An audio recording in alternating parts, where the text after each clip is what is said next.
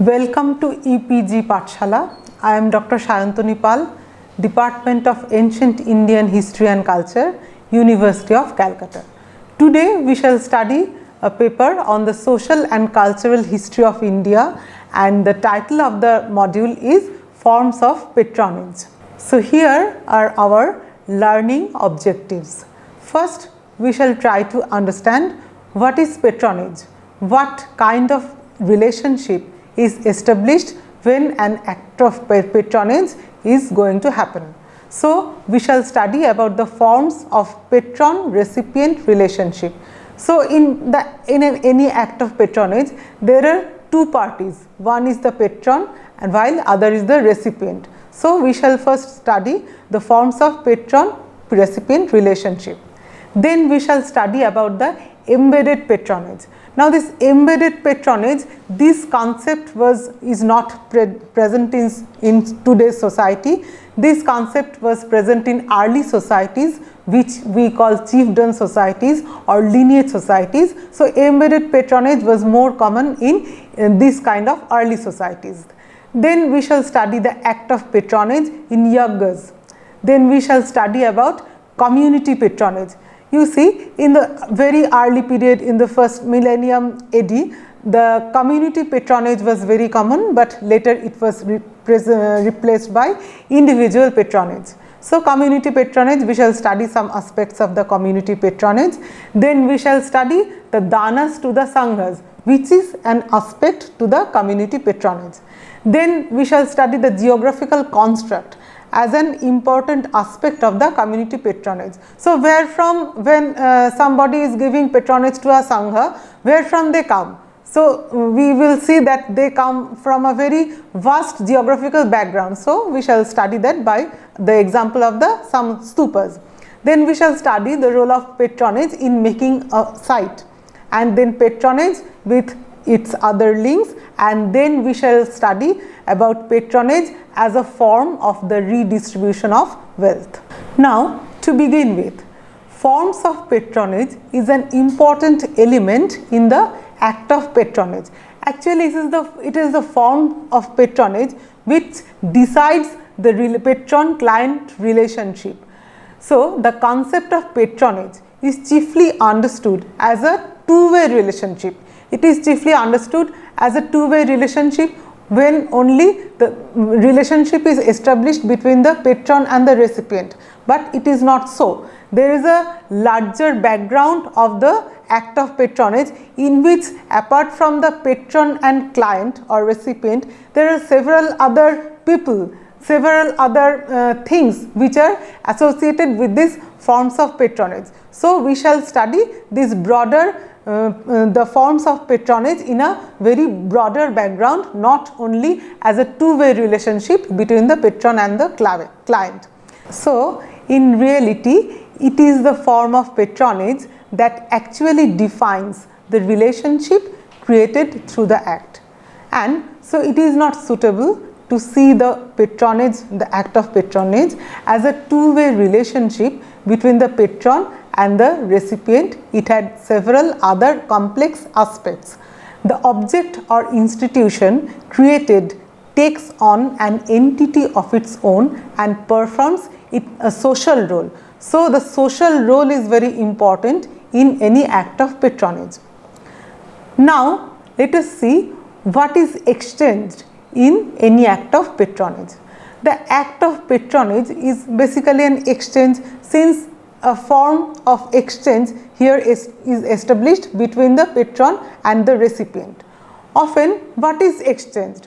Often intangibles like status, legitimation, religious merit. So, these are all abstract things. These are called intangibles.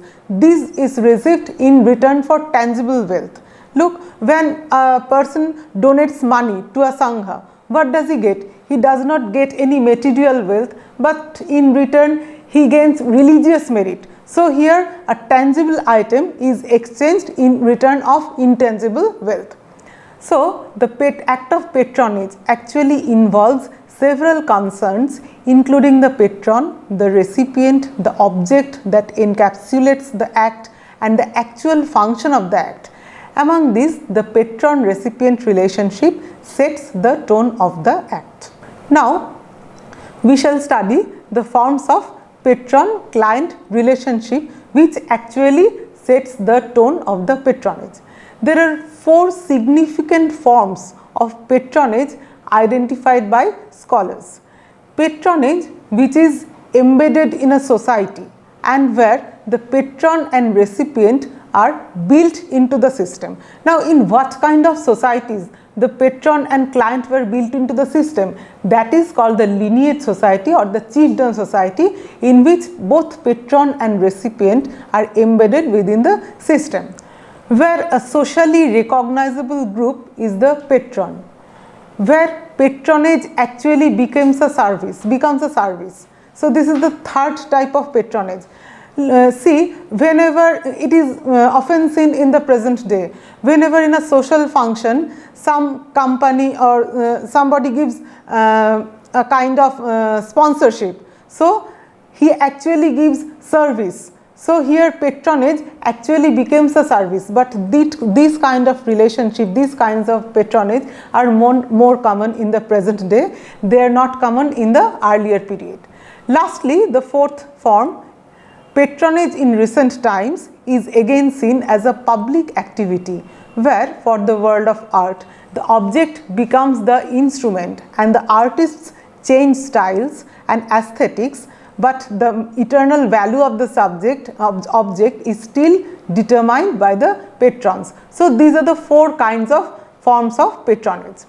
Now, we shall begin with a study and analysis of the embedded patronage. Embedded patronage can be of at least 2 varieties. One is the relationship of the bird.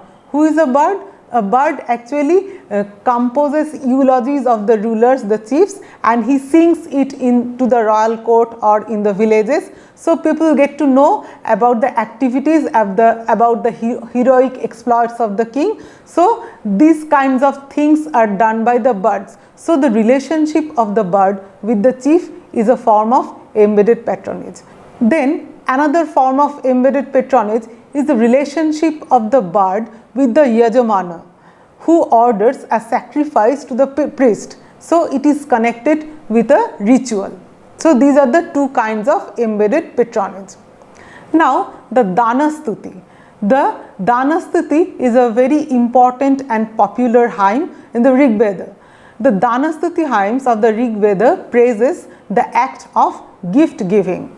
Here, now please remember that the Rig Veda actually belongs to a period from the 1500 BC to the 1000 BC. So, these society, the Rig Vedic society, the society which is presented in the Rig Vedic texts, this has been regarded as a chiefdom society or a lineage society. In this kind of societies, we do not have any king, we just have the chief of a tribe or the chief of a clan, and the whole clan do not give any tax to the king. The king here, or rather the chief here, he does not claim a regular kind of tax, but when the people are happy, when a battle is won, then they voluntarily give some gifts to the chief to satisfy him. So, these kinds of societies are called the lineage societies or the chiefdom societies, which may be discussed as a pre-state society. So, in these kinds of society, the form of embedded patronage is seen. So, the bard here composed the eulogy praising the prowess of the king. In return, what did he get? He used to receive cattle, horses, chariots and gold. So, here again the bard praises the king. So, this is an intangible form, and in return he received tangible form of wealth in the form of cattle, horses, chariots and gold. The occasion of this activity could be the Vidatha. Vidatha means the assembly in which the whole clan probably participated, and there the eulogy was sung by the bard. So, here the patron was the chief or the Raja, the recipient was the bard, and the object was the gift given by the Raja, which is the cattle, horses, chariots and golds, and then the purpose of the act of patronage was to eulogize the king, and in the long run it acted as a form of validation and of historical memory, because the bird creates the eulogy so that it can be remembered for generation to generation by the people. So it creates a sort of historical memory to the people. So this form of patronage was concerned with the lineage societies or the early state societies. Now another form of embedded patronage is yagna or the sacrifice. So this is a ritual thing, a performance of the sacrifice is a ritual. So on a ritual occasion, the Yajamana also performed an act of patronage. There were occasions like major ritual sacrifices. Look, the sacrifices were of various kinds. Some were royal sacrifices while others were household sacrifices. So in these major royal ritual sacrifices, or there are some seasonal sacrifices. There were some Mahayaggas which are called the Rajaswa, the Ashwamedha, the Vajapaya. These are the large sacrifices. These are called the Mahayaggas, which were performed by the king when he attains sovereignty. So in this patronage, the relationship was established between the Yajamana, who is the king, and also the recipient. Now the household sacrifices. In seasonal sacrifices performed in the household, who is the patron? Here the Grihapati or the head of the family was the patron. And who are the recipient? The recipients are the Brahmanas or the priests who performs the ritual. He was the recipient. And what was exchanged? The cow or gold given to the Brahmanas was the object encapsulating the patronage. The exchange ensured the well-being of the Grihapati and family. So this is the purpose of the patronage, and this is also the thing created by the act of patronage, that the well-being of the family is ensured by this act of patronage. Now the royal sacrifices as an act of patronage. In case of the royal rituals, the yagna itself was the form of patronage. Here the Raja was the patron, while the priests were the recipients. And what was exchanged? The material wealth like cattle, horse, gold was the tangible exchange for ensuring the well-being of the clan and the power of the Raja. So in every kind of patronage, you don't have simply the patron and the client, you have several other people, tangible and intangible items involved within the act of patronage.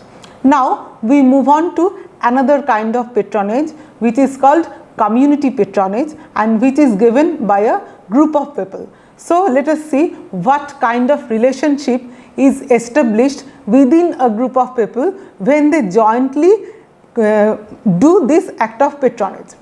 Community patronage becomes common in the Christian era, that is from the beginning of the first millennium CE, this kind of community patronage becomes very common. Here the act of making a gift, a dana, is a conscious act, and it is linked up to other socio-religious activities. In the earlier period, community patronage took the form of dana given by a group of people who came together for some common religious and to some extent social identity. Now as for example, I can refer to the gifts made by some community of craftsmen or often by a guild to a sangha. So these are called community patronage. Here the gift was initially made for personal reasons. The personal reasons are maybe for attainment of status. A king may donate something to a sangha for attainment of personal status, or any other people, any other craftsman may donate to a sangha for attainment of status. This I will discuss in later slides. Later the making of donation came to be a social statement. In community patronage, the gift is not destroyed, nor does it add to the personal wealth of the religious beneficiary. Now let us study the dana to the sangha as a form of community patronage. Here the gift in this system is appropriated by the sangha. Whenever a community of some monk or a royal personage or a community of craftsmen, they are donating things to the Sangha. So, suppose they are donating some money to the Sangha, and this money is utilized for the upkeep and the maintenance of the monks of the Sangha. So, here the gift is actually appropriated by the Sangha. Besides, in the earlier system, the patron and the recipient were in a condition of reciprocal dependence and the objects exchanged were inalienable. But in case of the dana to the Sangha, the gift took the form of money or labor which were alienable, and the relation between the donor and the Sangha was voluntary. So, here a community voluntarily donates to the Sangha whenever they wishes. There are no regular system of taxation or there were no obligation that he has to donate to the Sangha. So, this type of relationship between the Sangha and the patrons were voluntary. Patronage by the diverse populace is especially an aspect of the early Buddhist period, and it is very distinct from the monopoly of the later Hindu kings who patronized temples. This I will discuss later. Now, the role of community patronage. Community patronage thus involves social relations because it establishes a kind of relation between the Sangha and the patrons, as well as it establishes a particular social kind of relationship within the group donating to the Sangha. It articulates the cohesion of the community. Since suppose a group of craftsmen is traveling from their original place to a Sangha. So, this forms actually a cohesion among the group and they are jointly donating something to the Sangha. So, a new kind of social relationship is established between the members of the community in this kind of patronage. Between 2nd century BCE to 4th century CE, such patronage was made to the building of the stupas at Sanchi, Bharhut and Amaravati, as also in the rock cut caves of the western Deccan. So, here you can very well see that actually it is the it is the act of patronage that actually led to the building of the large and very famous monuments like the stupas at Sanchi and Bharhut and also Amaravati, and also the rock cut caves of the western Deccan. So, patronage here plays a very important role in creating these religious monuments. The donors were artisans, guilds of craftsmen, traders, monks and nuns, small scale landowners and high rank officers, etc. In some cases, the craftsmen of the object of donation were themselves the donors. So, this is very interesting, where the craftsmen are building a monument and they are themselves donating to that monument. This is the main stupa at Sanchi. It may be seen, as I have already discussed, that it was created by an act of patronage from different communities, including the kings, the craftsmen, the monks and other persons. This is a carved decoration of the northern gateway to the great stupa at Sanchi. These were obviously created by the artists. So, this is also a form of patronage.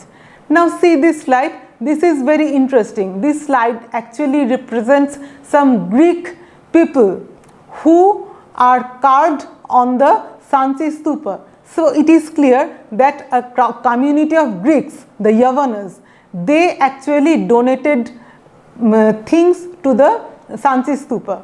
Some of the friezes of Sanchi show devotees in Greek attire. Look at their attire and also look at their musical instruments. These are all Greek instruments. So, here this is a beautiful example where a group of foreigners are actually donating something to the indigenous stupa. So, this actually establishes some connections between a group of foreigners, the Yavanas, with the stupa at Sanchi, and they are very active in this site, in this religious site. Now, patronage to the Sangha and Vihara. So far, I have discussed about the patronage to the Sangha. Now I shall discuss patronage to the Vihara. Dana to a Bhikshu or to the Sangha has been regarded as the most meritorious act. So this is the reason why the bhikshus are making and the other people are making danas to the sanghas. Usually items of daily need, because whenever the sangha is functioning, a large community of monks are residing there. So they need their daily necessities, their foods, their garments, their cots, everything they need. So by act of patronage, these were donated to the sanghas. So usually items of daily need like food, clothing, etc. were given. It thus brought material gain to the sangha. Stupa symbolized the power of the sangha. Often an entire community came to be involved in the construction of the stupa railing or in adorning the gateways and pillars. Thus, here the community participates in this act of piety. On the other hand, the constructions of the viharas were intended only for monks, and it was a particularized act of piety. So there are two kinds of act of piety. One is individual and other is in the other the whole community is involved. Now let us see a case study made by one scholar, Chandrei Vasu. He has done a case study regarding patronage and representation at the Huvishka Vihara, a Kushana period monastery in Mathura.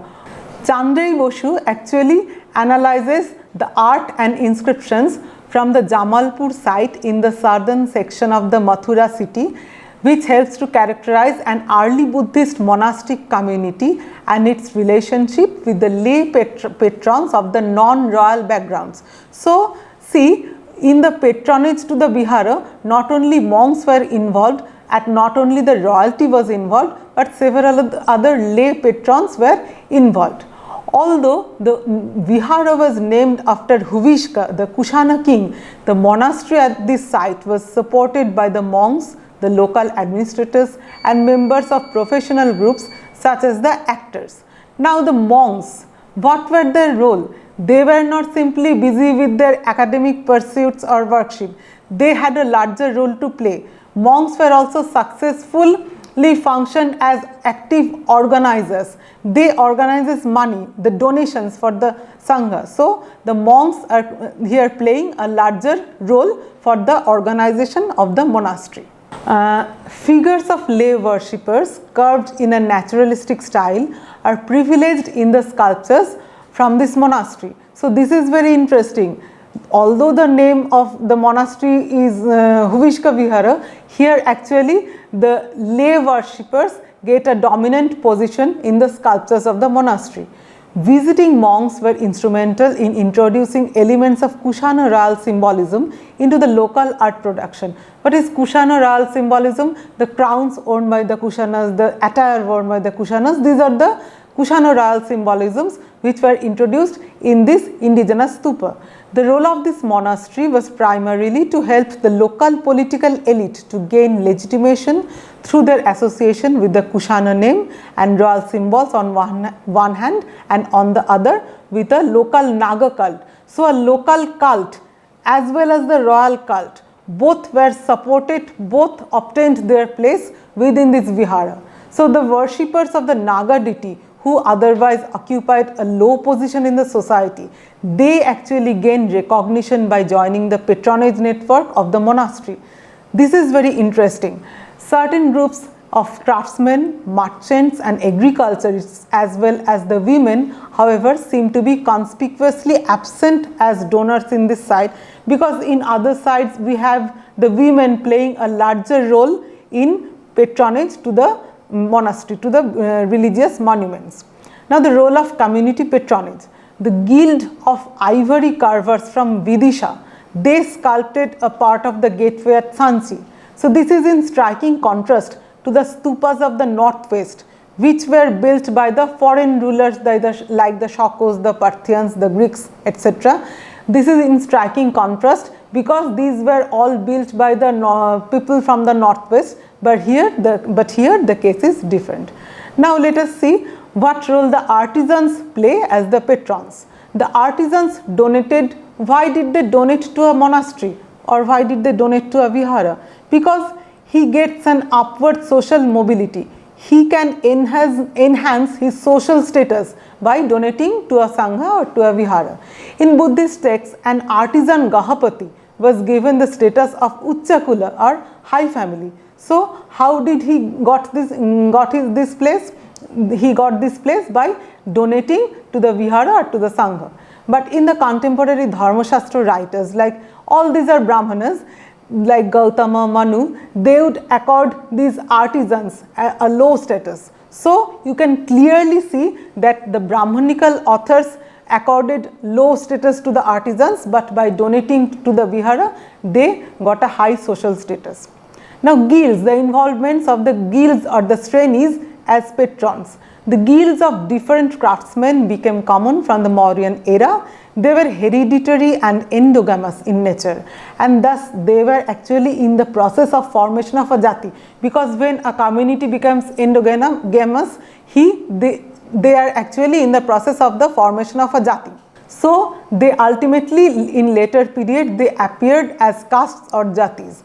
Thus, guild donations could be actually seen as caste donations in which the jatis donated collectively to build a monument. Now, the records of patronage, the votive inscriptions and the sculptured panels refer to the donors. There are such Dampati groups at Karle. I will show you a slide of Karle at a later point. The objects of patronage are the Buddhist monuments like the Chaitya hall, the stupa, the cave or cistern at a monastery site. The Gahapatis, Sethis, artisans, guilds or Srenis and others were the donors here, and they used to give monetary contribution or voluntary labor in the building of the monuments.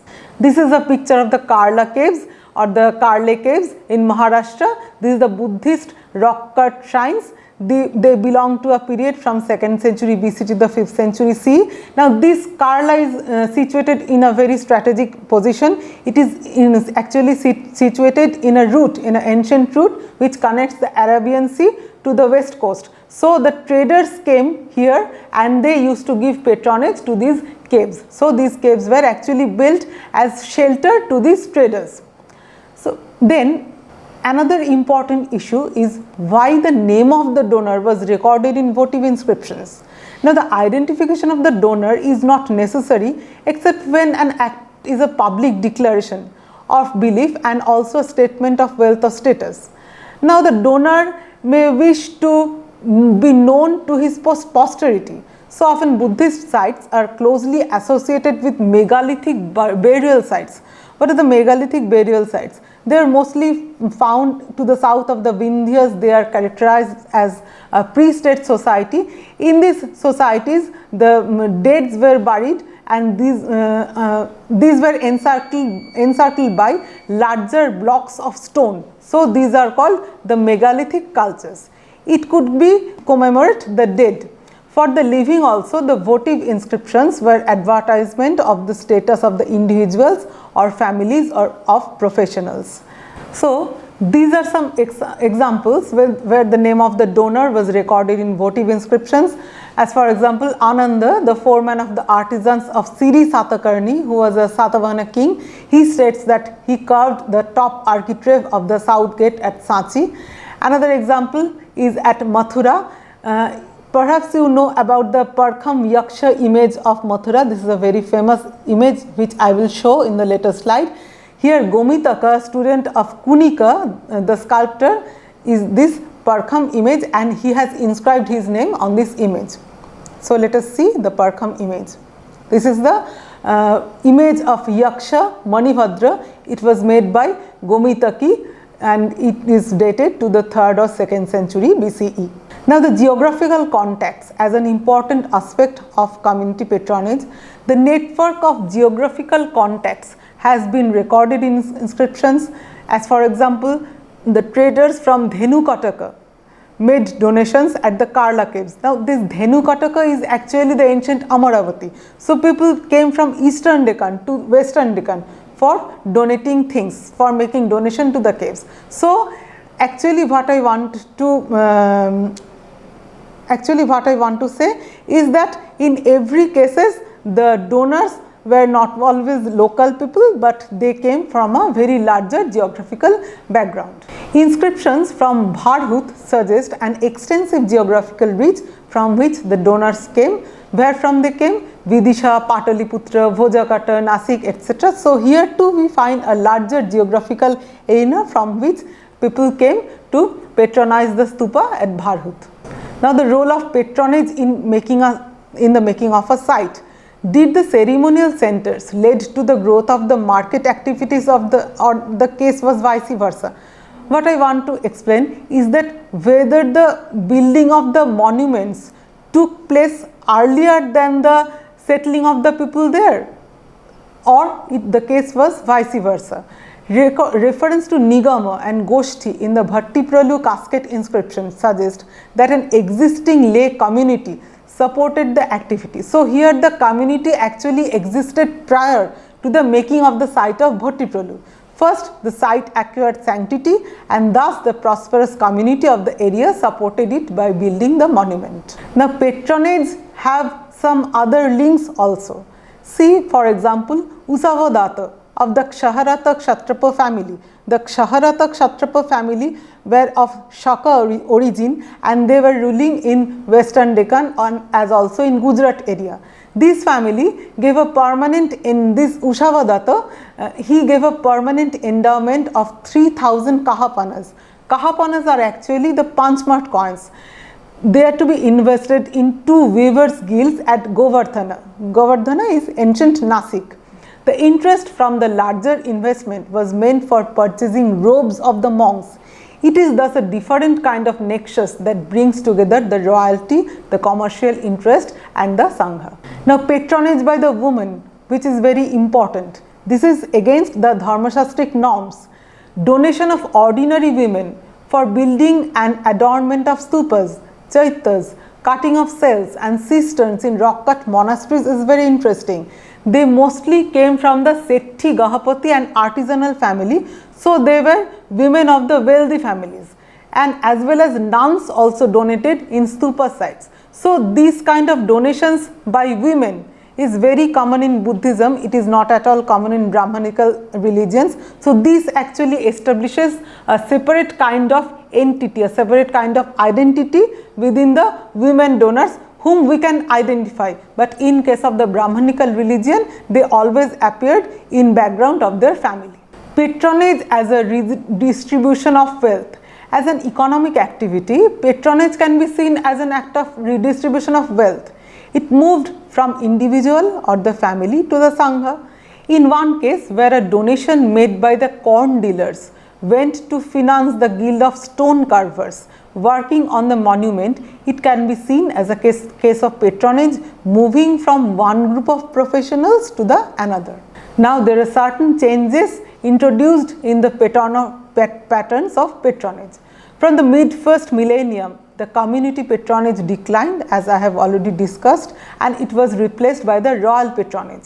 Decline of Buddhism along with trade in northern and western India actually led to the decrease in patronage to the Buddhist institutions. The Gupta rulers who began to rule from the 4th century CE, they are Vaishnavas, and they diverted this royal patronage. The temples of Puranic deities are now appear as recipients. So a guild of silk weavers who migrated from Lata to Dashapura. Lata is the name of ancient Gujarat and Dashapura is the ancient name of modern Mandasar in Madhya Pradesh. In 436 CE, this guild of silk weavers actually financed the building of a Surya temple. So decline, why did they move? Perhaps there was decline in their profession, the decline in the silk trade, so they moved to another place, Dashapura, and they are seen as patronizing a sun temple. Now we shall discuss some recent researches on patronage. David Shulman, he studied the poets and patrons in Tamil literature from the 10th to the 18th century. He noted a complex relationship and the change in the meaning of patronage of Brahmins, temples and poets as a means to assert authority and legitimacy of rule. Forms of relationship between the poets and patrons in medieval Andhra has been studied by V. Narayana Rao. He suggests how the poets serving kings bent on self-promotion along with promotion to the king. The temple poets who were securely supported by the temple endowment and considered their fortune the grace of the temple deity. Then there is another researcher, Indira Peterson. She explains how the Bhakti tradition changed the traditional roles of kings and poets in Tamil Nadu.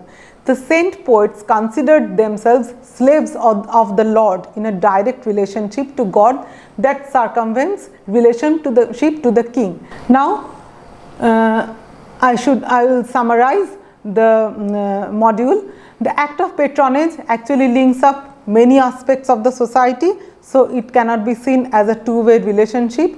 It can be functional, it makes possible the building of a monument, which is very important. So, because most of our religious monuments, the stupas, the temples, the chaitas, all are built by the act of patronage. So, this is a very important thing. In the making of the object, there was also aesthetic consideration drawing upon both local and universal norms. The change in the pattern of community patronage points to a cultural and social innovation. New social groups emerge. I have already discussed about the jatis. They emerged who patronized the new aesthetic forms, and ultimately it introduced changes in cultural forms. So, this is the act of patronage. You can see this is very important and it is linked up with several other aspects, and it actually introduces certain changes in the cultural norms. For more information on patronage, please visit the EPG Pathshala.